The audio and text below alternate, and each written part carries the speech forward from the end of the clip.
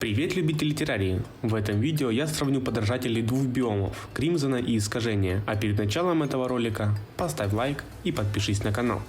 Поехали! Подражатель Кримзона появляется в подземном хардмодном Кримзоне или может быть призван ключом ночи. Является более усиленной версией обычных подражателей и потому, в отличие от обычного подражателя, может высоко прыгать и падать на игрока сквозь блоки, а также таранить. Как и остальные подражатели, он маскируется под сундук, пока игрок не подойдет ближе. Подражатель Искажения появляется в подземном Искажении или так же, как и подражатель Кримзона, может быть призван ключом ночи. Иногда во время боя мимик может на несколько секунд принять вид сундука, при этом он станет неуязвимым и сможет отражать снаряды. Если игрок умрет во время боя с любым из подражателей, то подражатель убежит относительно ключа ночи. Если положить ключ в любой из сундуков в хардмоде, то сундук автоматически превратится в подражателя Кримзона или Искажения, в зависимости от вида злого биома, который вы выбрали в начале игры.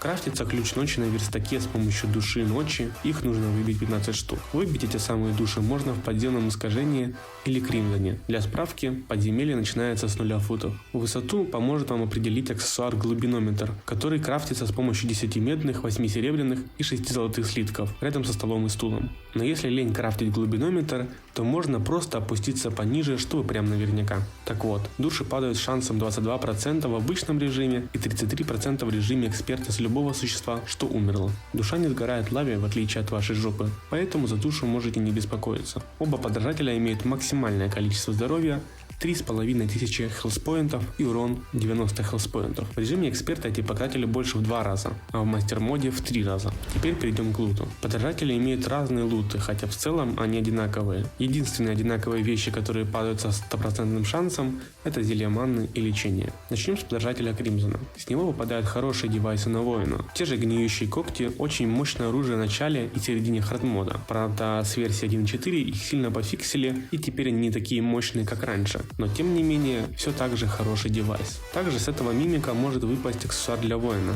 Мясной кастет, который дает 8 единиц дополнительной защиты, а также повышает приоритет игрока для врагов среди других игроков в многопользовательском режиме. Этот аксессуар будет полезен, если вы играете с другом и вы за воина, а ваш друг за дальника. Также кастет можно использовать в рецепте щита героя и перчатки берсерка. Также с данного подражателя падают и другие девайсы, такие как дротикомет, похититель жизни и сухожилистый крюк. Про дротикомет и крюк смысла говорить особого не вижу, а вот о похитителе жизни стоит сказать. Это достаточно мощное магическое оружие, которое эффективно против большого скопления врагов или, например, против уничтожителя, у которого сегментное тело. Также при использовании данного оружия оно регенерирует достаточное количество здоровья. Перейдем к подражателю Искажения. С него выпадает аксессуар на дальника – гнилые останки. Дает дополнительно 5% к урону и шансу критического удара, а также понижает приоритет персонажа для врагов. Этот аксессуар участвует в крафте таинственного цветка, колчана со стрелами и прицела.